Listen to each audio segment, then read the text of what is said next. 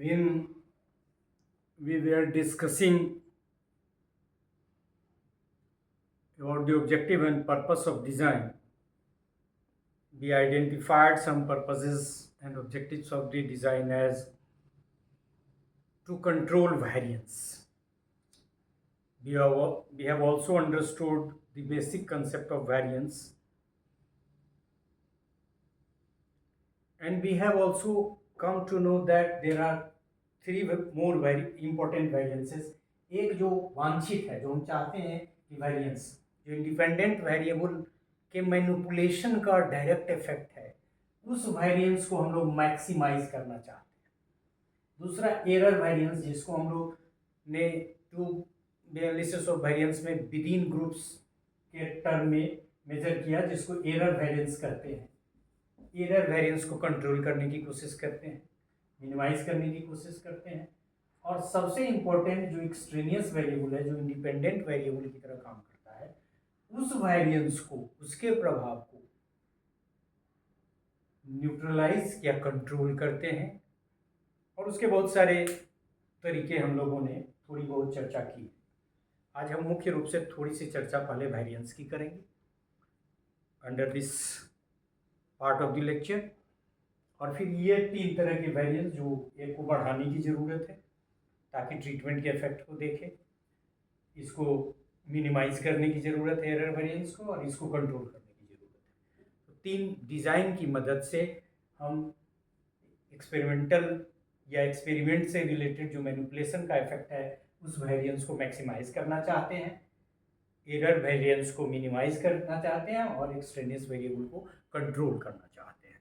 So this is the major purpose of any experimental design. So firstly we shall learn what is variance, what are different types of variance, but the focus of the lecture is how we can control extraneous variance, which is very necessary for the success of any experiment or any treatment. An experiment is being conducted to find an independent relationship between independent and dependent variable.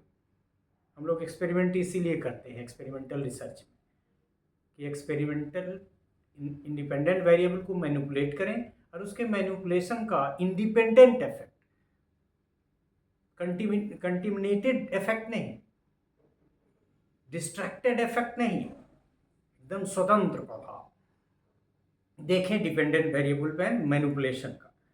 Manipulation effect of independent variable on dependent variable is investigated through experiment. In an experiment, through various experimental design, variance is studied and managed. And as we have discussed earlier, we have come to know बहुत सारे lecture के माध्यम से कि variance is the square of standard deviation. और फिर ऐसे भी कर सकते हैं कि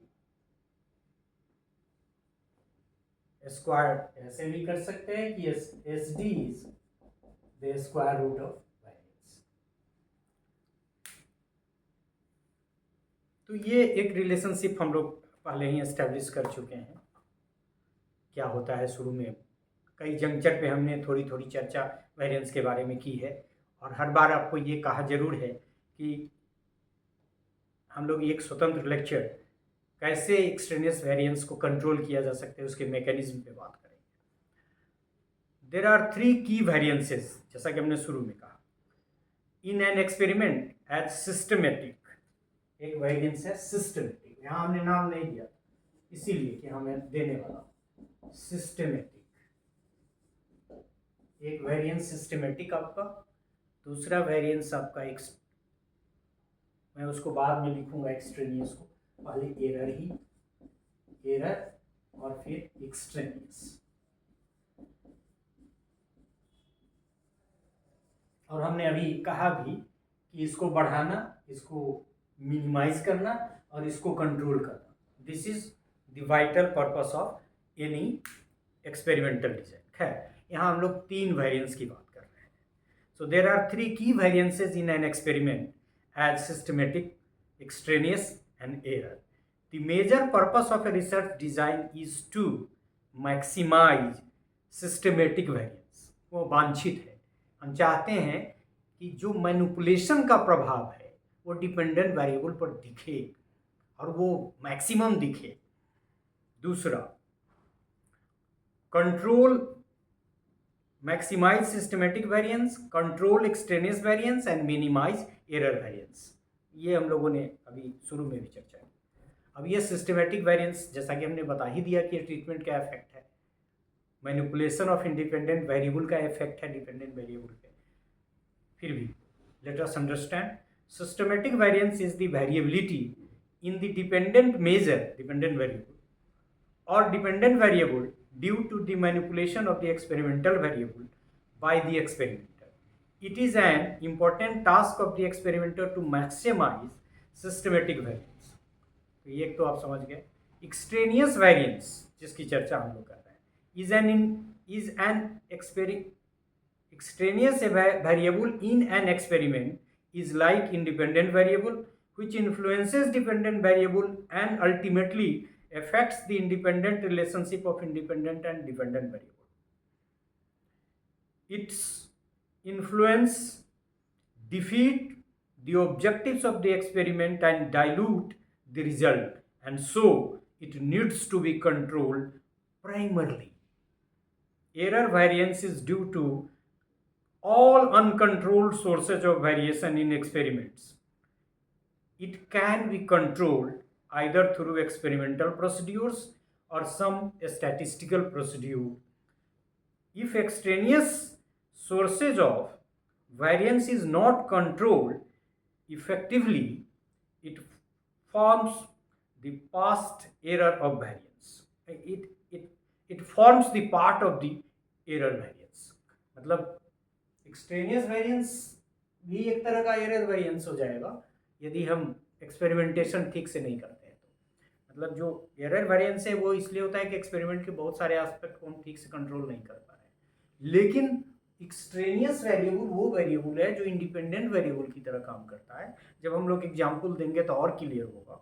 वैसे भी हम एक्सट्रेनियस वेरिएबल पे काफ़ी हम लोग काम कर चुके हैं. तो एक्सट्रेनियस वेरिएबल भी एरर का काम करता है, लेकिन ये इतना इम्पोर्टेंट है एक्सपेरिमेंट में, एक्सपेरिमेंट के सक्सेस में, इसको कंट्रोल करना सबसे ज़्यादा जरूरी है. एरर वेरिएंस तो प्रेसिजन वगैरह से भी रिलेटेड हो सकता है, ऑपरेटर्स के हैंडलिंग से हो सकता है, वहाँ के माहौल से हो सकता है, एक्सपेरिमेंटर के नेचर से हो सकता है, सब्जेक्ट से हो सकता है. लेकिन इस सब के इतर एक्सट्रेनियस वेरिएबल एक ऐसा वेरिएबल है जो रिसर्च से आउट नहीं किया जा सकता. वो इंडिपेंडेंट वेरिएबल की तरह ही काम करता है. लिहाजा इंडिपेंडेंट रिलेशनशिप इंडिपेंडेंट वेरिएबल के मैनिपुलेशन का डिपेंडेंट वेरिएबल पे देखने के लिए हमें हर हाल में इसको मिनिमाइज तो करना ही है, इसको कंट्रोल करना है. So we learn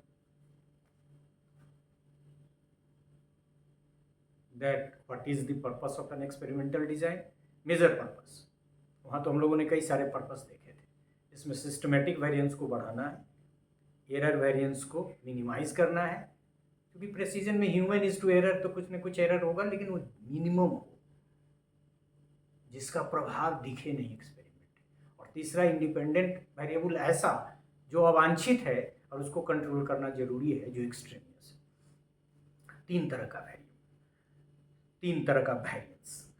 control of extraneous variance is essential for the proper result or valid result of an experiment, and the task of controlling of extraneous variance is difficult as well. Following are 5 basic procedures instrumental in the controlling of extraneous variance. और हम लोग मुख्य रूप से उसी 5 को आज हम डिस्कस करेंगे. 5 एस्पेक्ट को हम लोग लेते हैं, इन्वॉल्व करते हैं, एडॉप्ट करते हैं एक्सपेरिमेंट में कंट्रोल करने के लिए एक्सट्रेनियस वेरिएंस का. उसमें पहला है आपका रैंडमाइजेशन.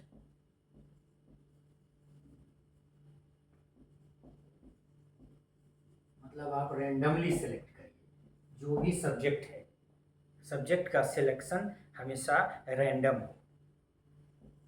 ये अभी आप नहीं समझेंगे। एलिमिनेट, ऑब्वियस है कि किसको एलिमिनेट करेंगे, लेकिन एलिमिनेट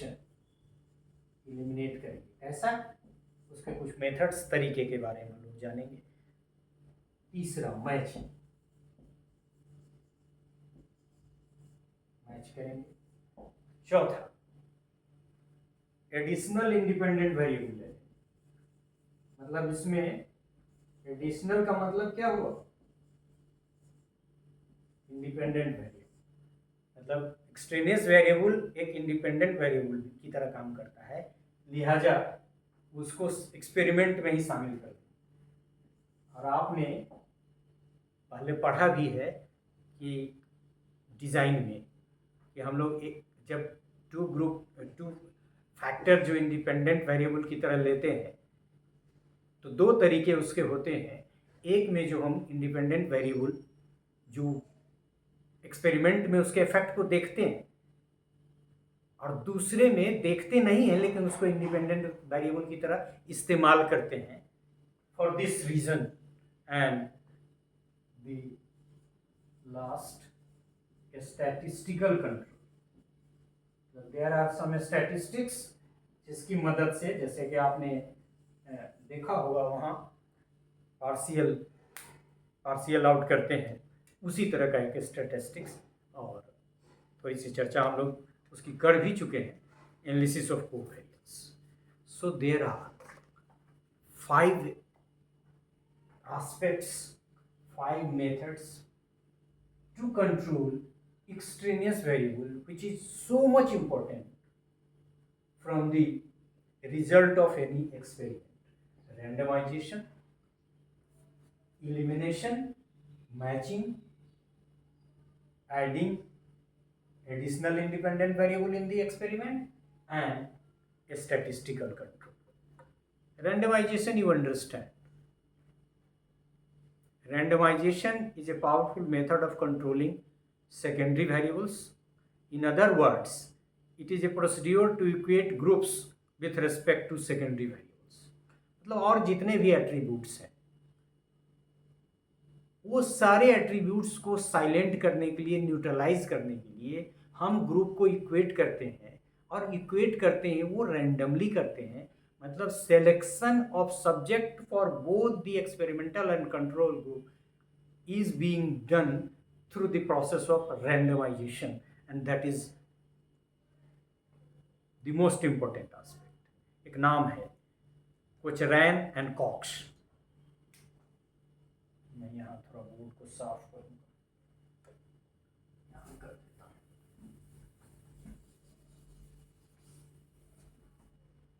एक नाम है, 2 कोचरैन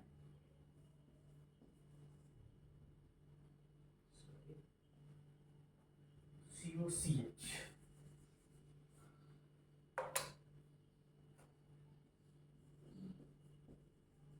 कोचरैन एंड पूरा एंड लिखेंगे आप, कॉक्स 1957। ये क्या करते हैं रैंडमाइजेशन के बारे में? Narrates randomization as randomization is somewhat analogous to insurance in that if it is a precaution against disturbances that may or may not occur and that may or may not be serious if they do occur. तो ultimately इन्होंने insurance के term में कहा कि ये guarantee है, एक तरह की इंश्योर्ड करता है, जिसे आप लोग लाइफ इंश्योरेंस कराते हैं। तो अल्टीमेट आप सारे संदर्भ को मत समझें, सिर्फ इतना समझें कि इनका कहना है कि it is a type of insurance of that insurance that guarantees that the group are equal. Randomization in experiment means random selection of the experimental units, मतलब सब्जेक्ट का, ऐसा नहीं कि रैंडमली आप यूनिट्स को सेलेक्ट कर रहे हैं, टोटल प्लेस जो कर रहे हैं आप दोनों ग्रुप में वो रैंडमली कर रहे हैं। So, randomization in experiment means random selection of the experimental units from the larger population of interest to the experiment. In fact, it is the random assignment of experimental units or subjects to the treatment condition. Random assignment means that every experimental unit has equal chance of being picked up in any of the treatment condition or groups, that is experimental or control. मतलब एक स्थिति ये है कि हम randomly select कर लें और बांट दें, ऐसा नहीं है। हम इस तरह से रेंडमाइजेशन के प्रोसेस को फुल अडॉप्ट करते हैं कि every unit has an equal chance of going to the experimental group or control. So there is a difference. So you must understand this point. Random selection and random assignment are different procedures. It is possible that a researcher selects a random sample from a population, but the placement of unit in the groups will become bias. मतलब एक बार आप select कर लीजिए तब group में नहीं बांटना है, directly group. So assignment is random, placement is random. Random assignment of subjects is critical to internal validity. If subjects are not assigned randomly, confounding variable may occur. एक और तरह का variable. An experimental design that implies randomization as a method of controlling extraneous variance या extraneous variable is called randomized group design. वहाँ हम लोगों ने लिया भी था. और ट्रू एक्सपेरिमेंटल डिज़ाइन का कंसेप्ट भी वहाँ हम लोगों ने देखा कि रैंडमाइजेशन है तभी ट्रू एक्सपेरिमेंटल डिज़ाइन इसको कह सकते हैं. So a randomized group design में manage to control extraneous source of variance due to individual differences. It is being controlled by assigning subject randomly. मतलब एक तो ये ध्यान रखना है कि जो सिलेक्शन है वो सैंपल का सिलेक्शन रैंडम नहीं है, यूनिट का सिलेक्शन रैंडमली है, keeping in view equal chance of being placed in both the groups, that is experimental and control. Randomization is being employed even when subjects are matched. Match भी किया जाए तो randomisation हम लोग follow कर सकते हैं. इन रिपीटेड मेजर डिजाइन, एक विदिन सब्जेक्ट डिजाइन है, where each subject undergoes all the treatment conditions. मतलब आप हमने वहाँ जब विदिन ग्रुप की बात कर रहे थे, विदिन सब्जेक्ट डिज़ाइन की बात की, तो बताया था कि विदिन सब्जेक्ट डिज़ाइन ऐसा डिज़ाइन होता है जिसमें हर जो सब्जेक्ट है वो अंडरगो करता है, हर ट्रीटमेंट कंडीशन सबको दिया जाता है. ऐसा नहीं कि एक प्लेस किया तो एक ही तरह का डिज़ाइन, एक ही तरह का ट्रीटमेंट मिलेगा, सबको सब डिज़ाइन दिया जाता है, सबको सब तरह का ट्रीटमेंट दिया जाता है. If in 3 treatments are there, all the 3 treatments will be given to all the groups. The other in which treatments are administered to the subjects is randomized independently for each subject. The most discriminating feature of the experimental design from quasi experimental design is probably the principle of randomization. और वहाँ हम लोगों ने कहा भी था कि जितने भी डिज़ाइन, जब हम लोग टाइप्स ऑफ डिज़ाइन की भी बात कर रहे थे तो वहाँ भी जिसमें विदिन की अभी हमने चर्चा की, वो भी कर रहे थे कि ट्रू एक्सपेरिमेंटल डिज़ाइन में एक है विदिन, और ये भी चर्चा की कि जो एक्सपेरिमेंटल डिज़ाइन है और कैजी एक्सपेरिमेंटल डिज़ाइन है, दोनों के बीच में जो मेजर डिफरेंस है वो रेंडमाइजेशन का ही है. So randomization is not only at the pick, it is the necessary criteria and as well as the sufficient criteria for a design to be true. And the next is elimination. मतलब eliminate करें किसको? Obvious है, हम किसको control कर रहे हैं. So elimination is another procedure of controlling extraneous variance where the experimental units are chosen in a way that groups become homogeneous in nature. एक एग्जाम्पल ले, मतलब होमोजीनियस इन नेचर है कि 2 ग्रुप ही होमोजीनियस हो जाए. कैसे? If gender as secondary variable influence the dependent variable measure, the researcher can select subjects from only one gender. मान लीजिए कि जेंडर लेने की वजह से हमको लगता है कि रिसर्च का इफेक्ट थोड़ा सा गड़बड़ा सकता है, तो उसको न्यूट्रलाइज करने के लिए जब हम एक्सपेरिमेंट करें तो जेंडर इशू को कंसीडर ही नहीं करें, either we take from this gender और that gender. This is a method, this is a type to eliminate, जहाँ हम लोग एक इफेक्ट को, एक वेरिएबल के इफेक्ट को क्या कर रहे हैं, एलिमिनेट कर रहे हैं। तो या तो टोटल मेल ले लें दोनों के लिए या टोटल फीमेल ले लें, क्योंकि मेल फीमेल होने से हो सकता है। That is a hypothetical example. In this way gender variable is controlled. This procedure is also known as method of constancy. ये आप याद रखिएगा, एलिमिनेशन को method of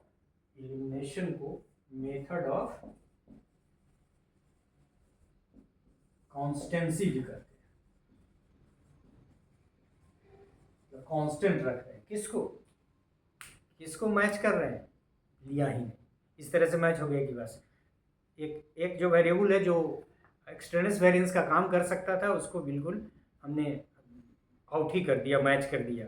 in this way gender variance is control. This procedure is also called as the method of constancy. If there are variance in the intelligence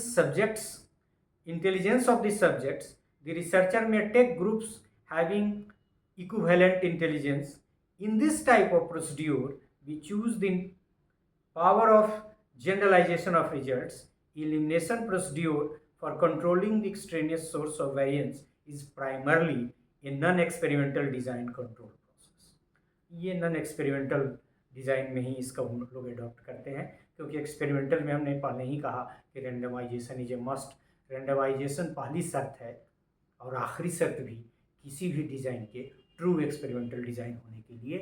तो obvious है कि ये elimination यदि हम करते भी हैं तो ट्रू एक्सपेरिमेंटल डिज़ाइन में नहीं करेंगे, वही काजी एक्सपेरिमेंटल डिज़ाइन या फिर और भी बहुत सारे डिज़ाइन की स्टडी हम लोग ने की है जो बिना रेंडमाइजेशन। और दूसरी बात की एक एग्जांपल हमने ये भी लिया कि यदि इंटेलिजेंस के आधार पे फ्लक्चुएशन हो सकता है तो हम लोग इंटेलिजेंस को भी न्यूट्रलाइज करने का तरीका निकाल सकते हैं। कैसे, वो रिसर्चर को सोचना है, आप टेस्ट करके कर सकते हैं। आगे मैचिंग के कंसेप्ट से कुछ और यहाँ और एलिमिनेशन भी क्लियर होगा। The third is matching, match करें। Matching is also a non experimental design procedure, क्योंकि रेंडमाइजेशन इज ए मस्ट, अभी हमने कहा भी। तो रेंडमाइजेशन यदि नहीं है इसका मतलब ये है कि वो ग्रुप ट्रू एक्सपेरिमेंटल डिजाइन नहीं है। So matching is also a non experimental design procedure to control the extraneous source of variance like elimination. सुनो, it is to match subjects on a chosen variable which is subsequently related to the dependent variable. Suppose the researcher wants to study the effect of methods of teaching on academic achievement of secondary school students. The researcher finds the intelligence as an extraneous variable may influence the independent effect of methods on academic achievement. In this situation, researcher forms 3 groups on the basis of intelligence. हालांकि ये आगे और clear होगा, आगे में इसको लेना इतना ज़रूरी है। यहाँ सिर्फ ये है कि हम इंटेलिजेंस के आधार पे मैच कर दें, चाहे वो तरीका कोई भी अडॉप्ट करें। लेकिन ये भी कर सकते हैं कि हाई, एवरेज और लो में बांट लें और फिर किसी एक ग्रुप को ले लें। सो इंटेलिजेंस के आधार पे, और यहाँ इंटेलिजेंस क्या है, कंकमिटेंट वेरिएबल है। Intelligence is not a variable of interest for the researcher, but it may influence the dependent variable if not controlled. Matching the subject on the basis of intelligence helps the researcher to control the extraneous variable which is intelligence in this example. मतलब हम intelligence के आधार पे experimental and control group को match कर दें। मतलब elimination नहीं है, मैचिंग है, ताकि हम इंटेलिजेंस के आधार पे यह दावा कर सकें कि दोनों ग्रुप एक जैसा है। So matching creates some problems और लिमिटेशंस एज वेल। यदि हम मैचिंग करते हैं तो उसमें कुछ कठिनाई भी है, जैसे it limits the availability of subjects. Match करेंगे तो बहुत सारा सब्जेक्ट वो लिमिट हो जाएगा, और सब्जेक्ट यदि लिमिट हो जाएगा, संख्या घट जाएगी, तो हमको समस्या होगी। If the subjects are to match on 2 और more attributes it may be difficult. मान लीजिए कि एक एट्रीब्यूट पे करना है सिर्फ इंटेलिजेंस पे, लेकिन आपको इंटेलिजेंस पे भी करना है, आपको जेंडर पे भी करना है, आपको सोशियो इकोनॉमिक स्टेटस पे भी करना है, तो फिर इक्वेट करना एक तो ट्रबलसम टास्क हो जाएगा, मैच करना ट्रबलसम टास्क हो जाएगा, और दूसरा इस सब्जेक्ट की संख्या घट जाएगी और कॉम्प्लेक्स हो जाएगा। Two subject of subjects are to match on 2 or more attributes, it may be difficult to get suitable experiment. To get subjects for suitable experiment. Method of matching also delimits the process of randomization.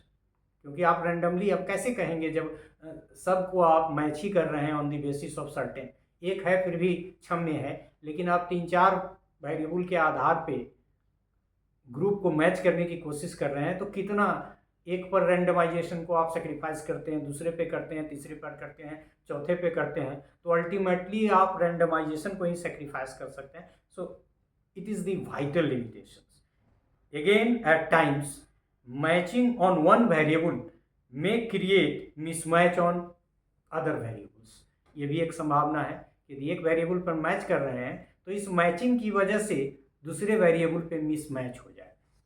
So these are few limitations.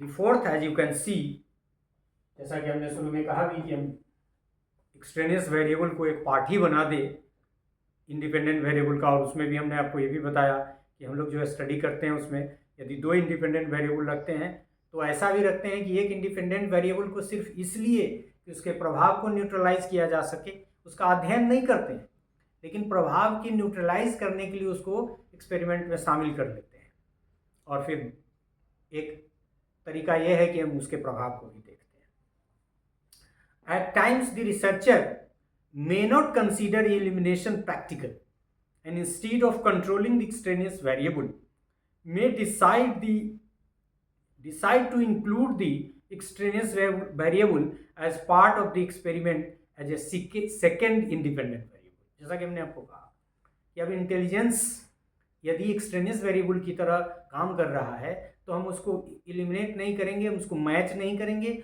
हम क्या करेंगे, हम उसको experiment में ही शामिल कर देंगे। So this is the fourth method और तरीका इंडिपेंडेंट वेरिएबल एक्सट्रेनियस वेरिएबल को कंट्रोल करने का। Suppose the researcher is interested to study the relative effect of 3 methods of teaching. 3 method के इफेक्ट को देखना चाहते हैं, कौन कौन? Lecture, demonstration and laboratory. किस चीज पे? On the achievement in mathematics among secondary school students। मतलब रिसर्चर सेकेंडरी स्कूल स्टूडेंट्स पे एक्सपेरिमेंट करना चाहता है, रिसर्च करना चाहता है, जिसमें वो 3 मेथड का प्रभाव देखना चाहता है मैथमेटिक्स के अचीवमेंट पे। और वो मेथड 3 कौन कौन है? लेक्चर है, डेमोन्स्ट्रेशन है एंड लेबोरेटरी है। He finds that in the experiment the intelligence as an extraneous variable may influence the dependent variable। मतलब अचीवमेंट इन मैथमेटिक्स इंटेलिजेंस की वजह से प्रभावित हो सकता है, क्योंकि ग्रुप के मैचिंग में इंटेलिजेंस एक एक्सट्रेनियस वेरिएबल का काम कर सकता है। तो इसमें क्या करेंगे? उसको शामिल ही कर लेंगे, लेकिन कैसे? The researcher decides to add the intelligence as second independent variable besides the methods of teaching। methods of teaching 3 है, तो वो methods of teaching तो एक independent variable है ही, और दूसरा independent variable हम लोग intelligence को शामिल कर लेते हैं, क्योंकि हमको वो extraneous variable है और वो हमारे achievement जो method का हम देखना चाहते हैं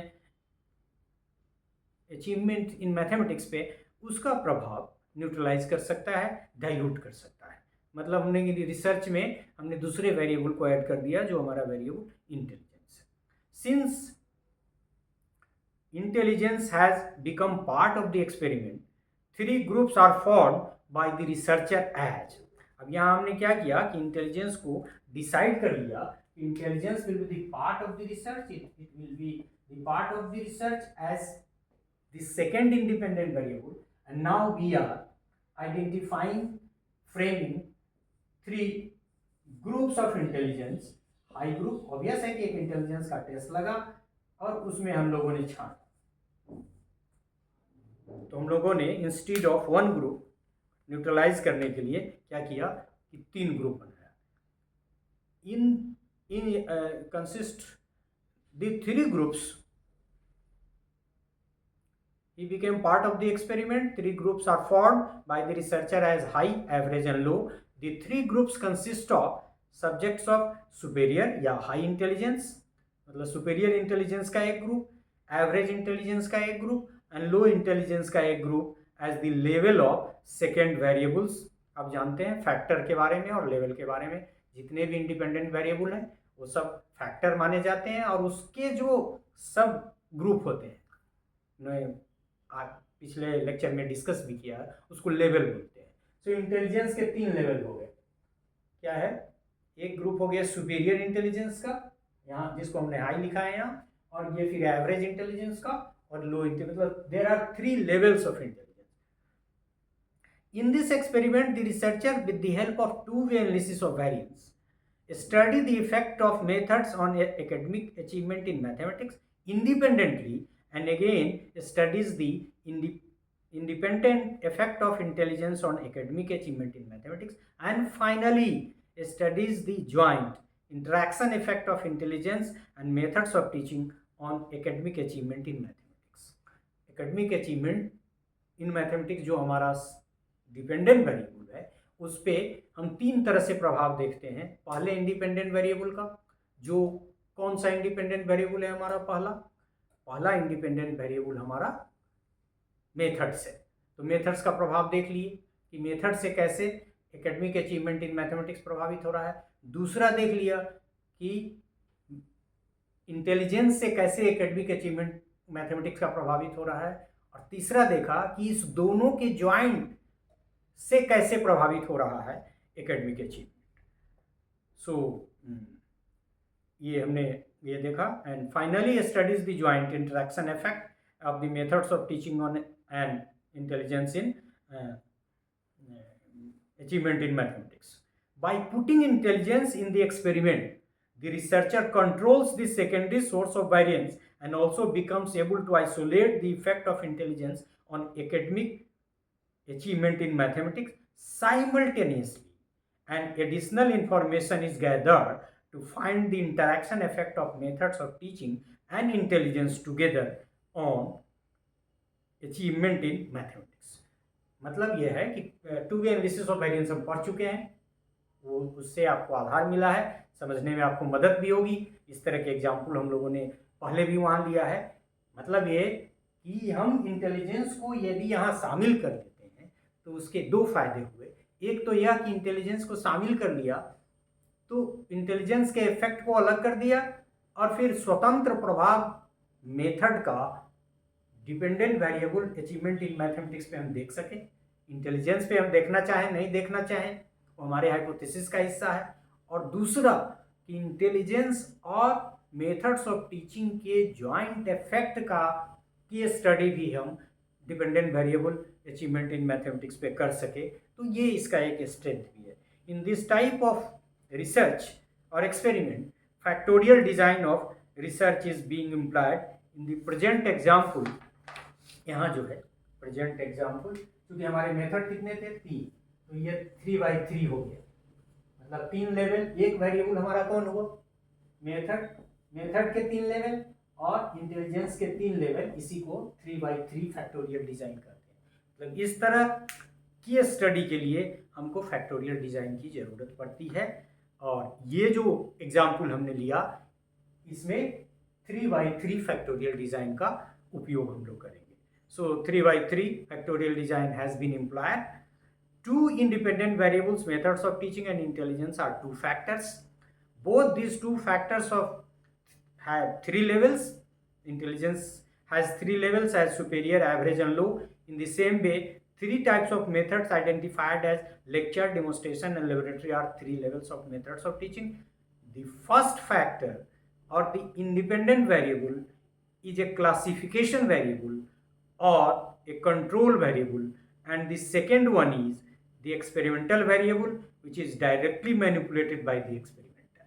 तो एक तो एक्सपेरिमेंटल वेरिएबल का इसको ये भी कहते हैं कि जैसे यहाँ हम कहें कि हमारा एक्सपेरिमेंटल वेरिएबल कौन है, एक्सपेरिमेंटल वेरिएबल, हालांकि दो इंडिपेंडेंट वेरिएबल है लेकिन उसमें से एक एक्सपेरिमेंटल वेरिएबल है क्योंकि हम उसको शुरू से ही सेलेक्ट कर लिया है, वो हमारा मेथड्स ऑफ टीचिंग यहाँ है। और दूसरा जिसको हम लोग कहते हैं इंडिपेंडेंट वेरिएबल, जिसको क्लासिफिकेशन वेरिएबल, क्योंकि हम लोग क्लासीफाई उसको लेते हैं, या कंट्रोल वेरिएबल क्योंकि उसकी मदद से हम इफेक्ट को कंट्रोल करते हैं।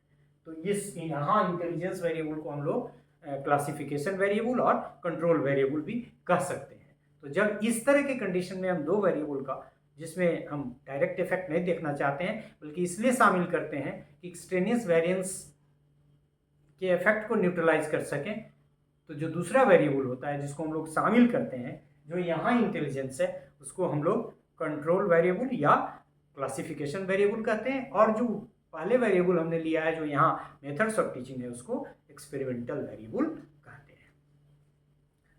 The fifth and not so much to discuss, क्योंकि मेथड्स स्टैटिस्टिक्स की मदद से हमने एग्जाम्पल भी आपको वहाँ दिया कि जैसे हम पार्शियल कोरिलेशन लगाते हैं तो दो का स्वतंत्र प्रभाव देखने के लिए पार्शियल आउट कर देते हैं तीसरे के इफेक्ट को, यदि तीन वेरिएबल है तो उसी तरह का काम यहाँ किया जा सकता है, and that will help you to control the extraneous variable and that is known as statistical control.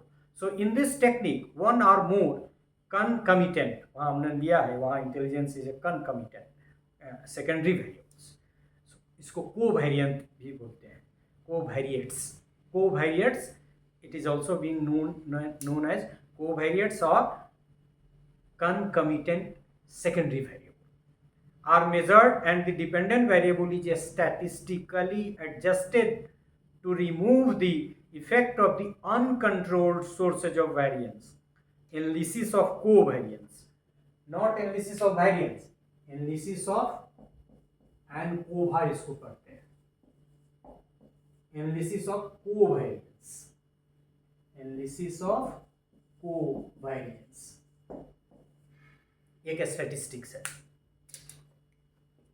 जिसकी मदद से हम ये काम जो यहाँ है पार्शियल से जैसा काम वहाँ करते हैं यहाँ हम लोग वो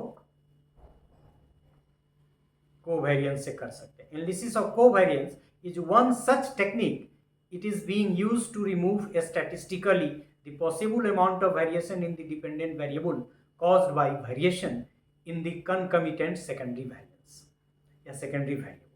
द एक्सपेरिमेंटल डिजाइन मतलब एक तो ये हो गया कि हम लोग कंट्रोल कर सकते हैं स्टैटिस्टिक्स की मदद से, एक स्टैटिस्टिक्स भी है और कुछ और इसमें कुछ और चर्चा भी आएगी। The experimental design also helps to control extraneous source of variance. As for example, extraneous variance may be held constant by blocking the experimental units in the randomized complete block design. Design जब हम Solomon design की बात कर रहे थे वहाँ हम लोगों ने कंप्लीट ब्लॉक डिज़ाइन की बात की, तो एक तरीका ये भी है कि by using this design that is randomized complete block design हम और भी एक्सट्रेनियस वेरिएबल को न्यूट्रलाइज कर सकते हैं, और इसीलिए हमने दो नाम लिए थे वहाँ लैटिन स्क्वायर के साथ इसका भी ब्लॉक डिज़ाइन का। So blocking the experimental units in the randomized complete block design, it will help to hold the variable due to the extraneous variable statistically constant. Suppose the researcher has to control the extraneous variable of the experiment which is level of anxiety of the subject. एक example लीजिए कि anxiety प्रभाव डाल सकता है किस पे? Dependent variable. मतलब यहाँ anxiety is an example of extraneous variable. Elimination restricts generalizability of the result. The researcher adopts this way of selecting design. An anxiety test is administered to measure concomitant variable to all the randomly selected subjects for the experiment. In the next step, blocks are created. जैसा कि हमने कहा blocks are created on the basis of their anxiety scores. मतलब anxiety का test लगाया, क्योंकि एक anxiety extraneous variable है, इसको कंट्रोल करना है किसकी मदद से? रैंडमाइज ब्लॉक डिजाइन की मदद से। तो हम लोग क्या किए कि एंजाइटी का एक टेस्ट लिया और एंजाइटी के आधार पे ब्लॉक में बांट दिया। So experiment in the next step, blocks are created on the basis of their anxiety scores in such a way that within the blocks the subjects are as homogeneous as possible and the difference between the blocks are high. मतलब एक block और दूसरे block में difference हो, लेकिन जिस group block में डाला गया है उस ब्लॉक में क्या हो कि होमोजीनियस हो group on the basis of the anxiety. और वो टेस्ट क्या था? In the design the variability due to the block differences is taken out from the total variation. और फिर जो डिफरेंस है उसको टोटल वेरिएशन से निकाल देते हैं। ऑब्वियस है कि कुछ स्टैटिस्टिक्स की हमको ज़रूरत पड़ेगी, लेकिन ये यहाँ फैक्टोरियल डिज़ाइन का यूज़ नहीं करेंगे इस कंडीशन में। इसमें कौन करेंगे हम लोग? ये दूसरे डिज़ाइन का काम करेंगे, यूज़ करेंगे जो that is randomized complete block design. मतलब एंजाइटी के आधार पे ब्लॉक बनाया, हर group homogeneous on the basis of anxiety हुआ और फिर डिफरेंस को मेजर करके उसको न्यूट्रलाइज किया। In the design, the variability due to the block differences is taken out from the total variation. मतलब उसको निकाल देते हैं, टोटल वेरिएशन जितना हुआ उससे ब्लॉक का जो डिफरेंस है उसको माइनस कर देते हैं। थ्योरेटिकली आप समझ लें, जब तक आप करेंगे नहीं स्टैटिस्टिकली तब तक उसको समझने में थोड़ी दिक्कत तो होगी, हमारा पर्पस भी वो नहीं है। So the statistical control technique is useful for the control of extraneous variance and can be utilized by the experimental as and when needed. तो एक तो हम लोगों ने देखा कि यदि हम स्टैटिस्टिकल ट्रीटमेंट की मदद से कंट्रोल करते हैं एक्सट्रेनियस वेरिएबल को, तो एक तरीका ये है कि हम लोग एक स्टैटिस्टिक्स का इस्तेमाल करें जो इस कंडीशन में वैसा ही काम करता है जैसा कोरिलेशन के केस में पार्शियल कोरिलेशन करता है, that is analysis of covariance, जिसको हमने एनकोवा लिखा। और दूसरा तरीका है कि हम लोग डिज़ाइन लगा दें। कौन design? Randomized complete block design. और यहाँ हम लोगों ने एक एग्जांपल लिया एंजाइटी का, एंजाइटी के आधार पर टेस्ट लें, ब्लॉक बनावें, हर ग्रुप होमोजीनियस हो on the basis of anxiety, और जब ट्रीटमेंट का हम इफेक्ट ले लें तो ये जो डिफरेंस है डिफरेंट ब्लॉक्स का, स्टैटिस्टिकली उसको वहाँ से हटा दें। So statistically too we can control the extraneous variable. So in this part we come to know about three important variance: systematic variance, error variance and extraneous variance. We also learned that systematic variance is to increase, minimize error variance and to control extraneous variance.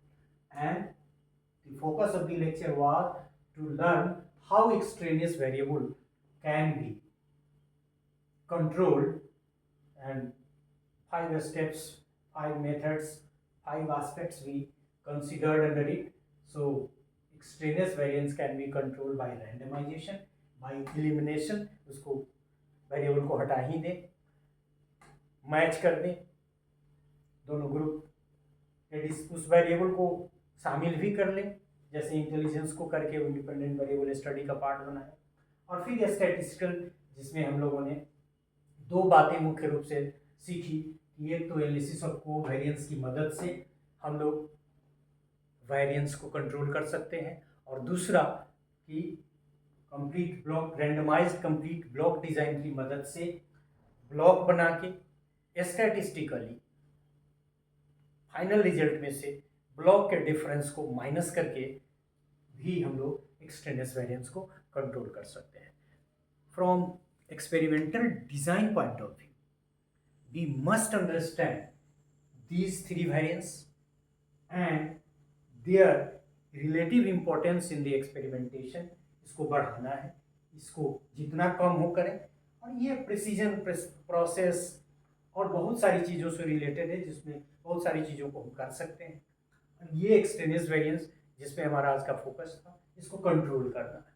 और control करने के तरीके में हम लोगों ने 5 तरीकों को देखा, और इस 5वें तरीके में हमने देखा कि एनालिसिस ऑफ कोवेरिएंस का, या फिर रैंडमाइज्ड कंप्लीट ब्लॉक डिजाइन की मदद से ब्लॉक बना के on the basis of the attributes that is working as an extraneous variable. In the final result we can subtract the differences between the blocks and remove the effect of extraneous variable from the experiment. So these are some related aspects, and the focus of the lecture, as we announced in the beginning, was to control, और हमने heading भी इसको इसीलिए दिया है, controlling extraneous variance. लेकिन हमने ये 3 तरह के वेरिएबल को भी जाना, उनके कंट्रोल करने के 5 तरीके के बारे में भी जाना, and at the end we come to know about the important variances as the part and parcel of any experiment. We learned the purpose of an experimental design is to increase the effect of systematic variance, minimize the effect of error variance, and control the effect of extraneous variance. And in the process of controlling the extraneous variance, we have to take certain steps। ये इनकी दवा है, इनके उपाय है, randomization, elimination, matching, additional independent variable, जो extraneous variable है उसको शामिल कर लेना, और फिर स्टैटिस्टिकल कंट्रोल, जिसमें 2 तरीके, एक एनालिसिस ऑफ कोवेरिएंस का यूज, और दूसरा use of A design that is randomized block design। So this is all about this part of the lecture, in which we focused about the controlling of extraneous variable, extraneous variance। Thank you very much।